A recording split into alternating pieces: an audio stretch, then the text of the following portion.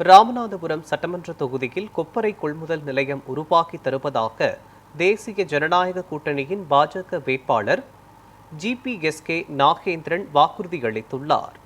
தேசிய ஜனநாயக கூட்டணியின் ராமநாதபுரம் சட்டமன்ற தொகுதி பாஜக வேட்பாளர் GPSK நாகேந்திரன் போட்டியிடுகிறார். முத்துநாச்சியம்மன் கோவிலில் தரிசனம் செய்துவிட்டு பிரச்சாரத்தை தொடங்கிய அவர் ரகுநாதபுரம், சின்னாண்டி வலசை உள்ளிட்ட பகுதிகளில் தாமரை சின்னத்திற்கு வாக்குகளை சேகரித்தார். அப்போது பேசிய அவர், ராமநாதபுரம் சட்டமன்ற தொகுதியில் உள்ள தென்னை விவசாயிகளின் வாழ்வாதாரத்தை கருத்தில் கொண்டு தென்னை கொப்பரை கொள்முதல் நிலையம் உருவாக்கி தருவதாக உறுதியளித்தார்.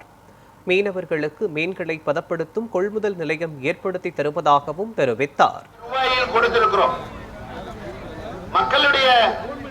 மக்களே நான் முடிவு பண்ணேன், இனிமே நான் சம்பாதிச்சு ராமநாதபுரம் சட்டமன்றத்தை பொறுத்த மட்டும் ஒவ்வொரு இடத்துலையும் ஒன்று தேவைப்படுது. நகரில் ஒரு ராமேஸ்வரத்தில் ஒரு கவுனாதபுரத்தில் ஒரு அந்தந்த ஊருக்கு தேவைகள். இங்கே பொறுத்த மட்டும் தென்னை மரம் ரொம்ப அதிகமாக இருக்குது, தென்னை விவசாயிகள் அதிகமாக இருக்காங்க. முன்னாடிலாம் தென்னங்காய், நான் சின்ன பிள்ளையா இருக்கும்போது எங்கள் வீட்டில் தென்னை 40 நாளைக்கு ஒரு தென்னங்காய் வெட்டி போட்டு அதை வச்சு தான் வாழ்வாதாரம் இருந்தது. இப்போ பார்த்தீங்கன்னா அதை விட 4 மடங்கு தென்னை விவசாயிக்கு. ஆனால் அதுக்கான காசுகள், வருமானங்கள் பார்த்தா ரொம்ப கம்மியாக இருக்குது. விலை 8 ரூபாய்க்கு போகுது, திடீர்னு 30 ரூபாய்க்கு போகுது. அதிகமான நாட்களில் 7 ரூபாய், 8 ரூபா, 10 ரூபாய்க்கு மேலே இல்லை. இதுக்கு எங்கேயோ மாஃபியா ஒர்க் பண்ணுறாங்கன்னு மாதிரி எனக்கு தோணுது.